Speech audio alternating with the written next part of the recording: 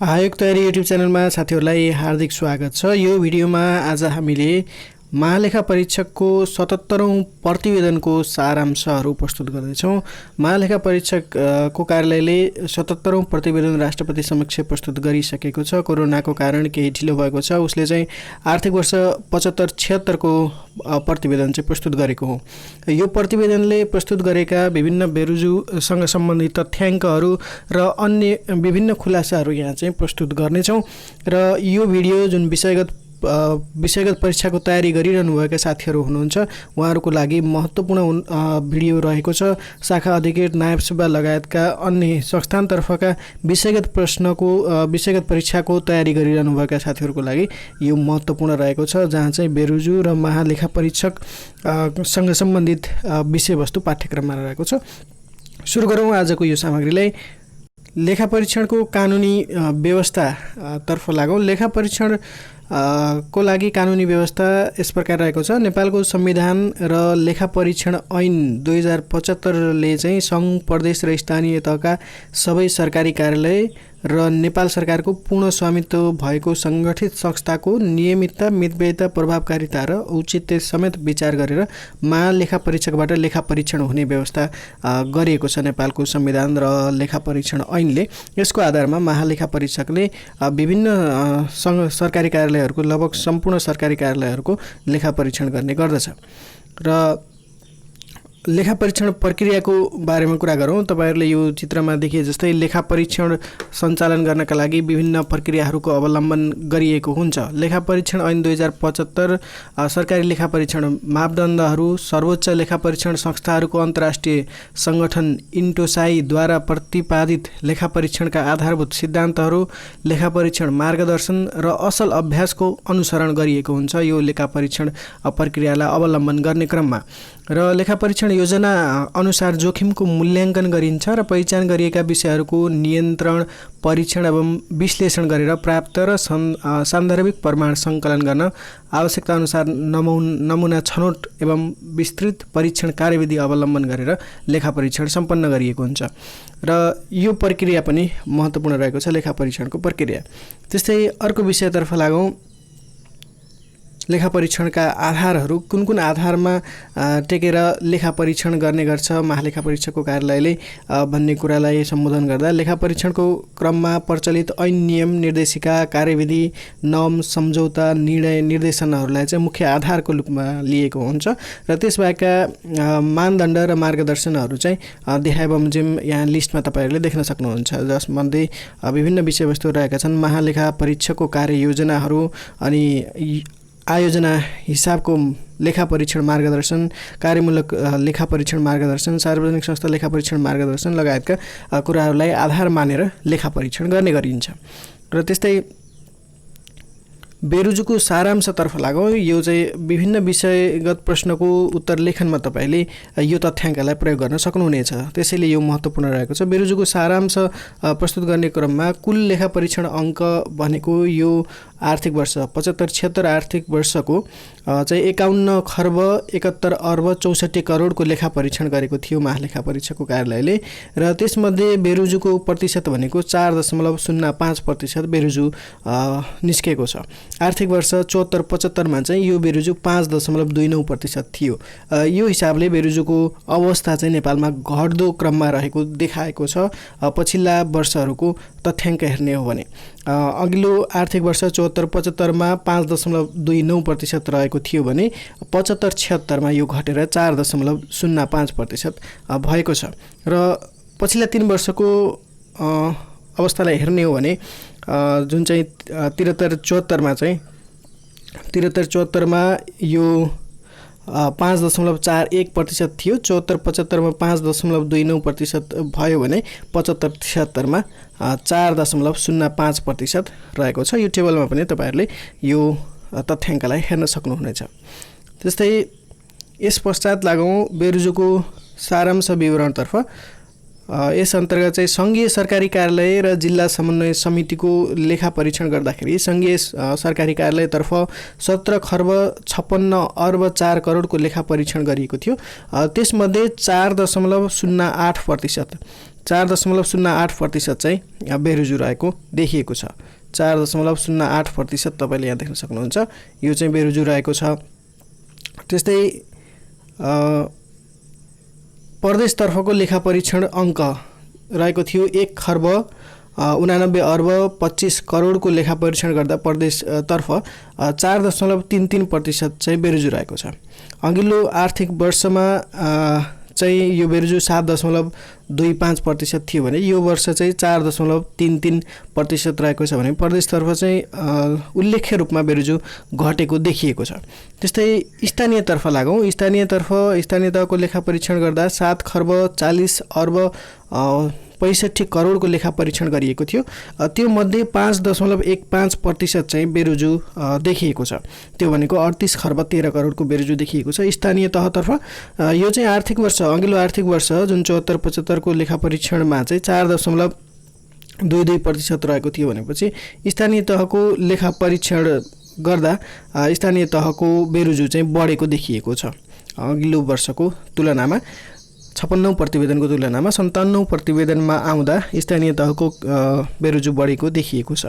र यसलाई सारांशको रूपमा यो टेबलमा यसरी प्रस्तुत गरिएको छ। संघीय मन्त्रालय तथा निकायतर्फ 4.05% बेरोजु छ भने जिल्ला समन्वय समितिलाई हेर्दाखेरि जिल्ला समन्वय समितिलाई मात्र हेर्ने हो भने 2.77% त्यसतर्फ बेरोजु छ।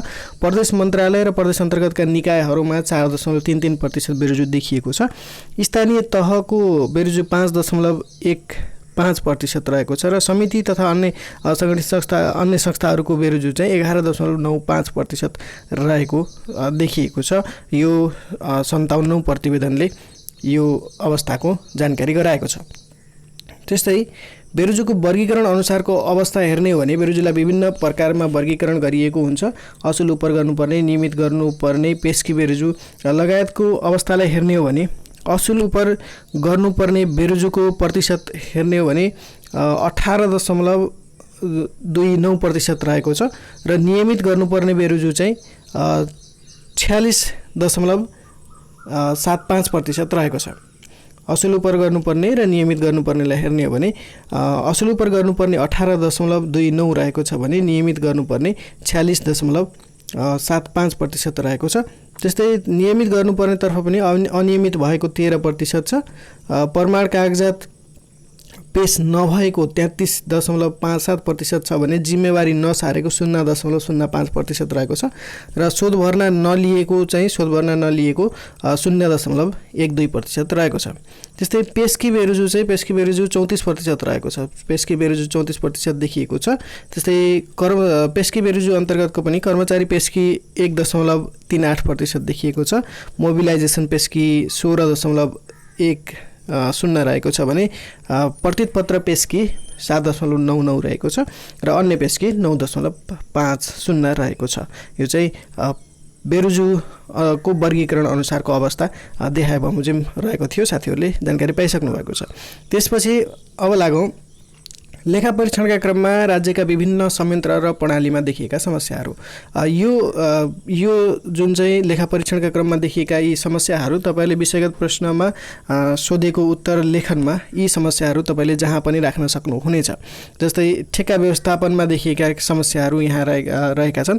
समयमा काम सम्पन्न नहुने, मनासिब आधार बेगर म्याद थप्ने, पूर्व निर्धारित क्षतिपूर्ति असुल नगर्ने, क्षमताभन्दा बढी काम दिई अधुरो राख्ने, भेरिएसनको औचित्य पुष्टि नहुने, नपाउने मूल्य वृद्धि भुक्तानी दिएको, कमजोर सुपरिवेक्षण, निर्माण र खरिद कार्यको गुणस्तरमा पर्याप्त ध्यान नदिएको जस्ता समस्याहरू देखिएका छन्।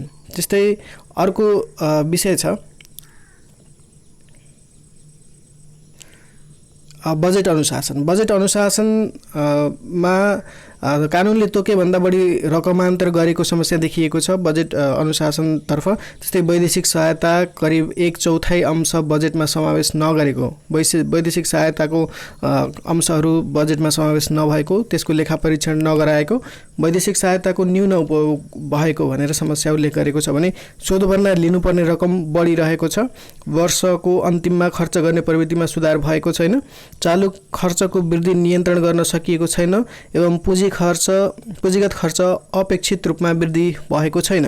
आर्थिक सहायता वितरणको वस्तुनिष्ठ आधार पनि छैन भनेर समस्या देखाएको छ लेखा परीक्षणको क्रममा। त्यस्तै गैर सरकारी संस्था मार्फत वैदेशिक सहायता परिचालन गरिएको छ र जवाफदेहिता र पारदर्शिताको अभाव त्यसमा देखिएको छ भनेर समस्या आएको छ। त्यस्तै राष्ट्रिय अनुदान नीति नभएको एवं अनुदान उपयोगको अनुगमन कमजोर रहेको भनेर लेखा परीक्षणले औलाएका यी समस्याहरू रहेका छन् बजेट अनुशासनतर्फ। त्यस्तै अर्को टपिकतर्फ लागौँ, प्रदेश सरकार व्यवस्थापन अर्थात् प्रदेश सरकार सञ्चालनमा देखिएका समस्याहरू रहेका छन्।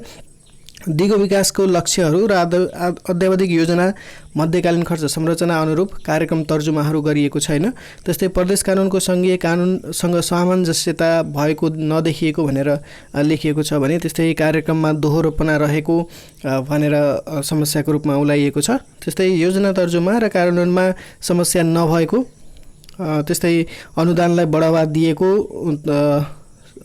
दिएको तर अनुगमन कमजोर रहेको, राजस्व परिचालनमा प्राथमिकता नदिएको, चौमासिक रूपमा स्थानीय तहको समेत आय व्ययको प्रतिवेदन सङ्घमा नपठाएको, त्यस्तै प्रदेश तथा स्थानीय तहका पदाधिकारीको सुविधामा एकरूपता नभएको भनेर लेखा परीक्षणले समस्या देखाएको छ प्रदेश सरकार व्यवस्थापनमा भने।